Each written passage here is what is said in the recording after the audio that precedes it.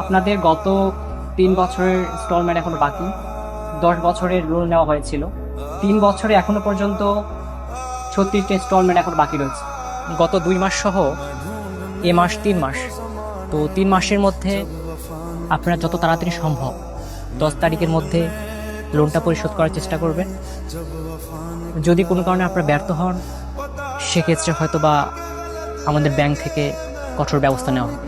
আমরা একটা ব্যবস্থা করব, আপনি নিশ্চিন্ত থাকুন। আমরা এটা কি বলেন আপনি? কোনো চিন্তা করবেন না কেন? একটু চিন্তার বিষয়। কি করে ইনস্টলমেন্ট দেবেন আপনি? সংসার চলবে কিভাবে? ওষুধের খরচ কিভাবে হবে? এটা তো অবশ্যই চিন্তার বিষয়। চিন্তা করবেন না। কিছু বলবো না আপনি? শোনো বাবা, আমি এত কিছু ভেবে তো কথাটা বলিনি। একটা বাইরের মানুষ, তাকে আমি এই সংসারের কথা কেমনে কি বলবো বলো? আর কি করব না করব, এই কারণেই তো আমি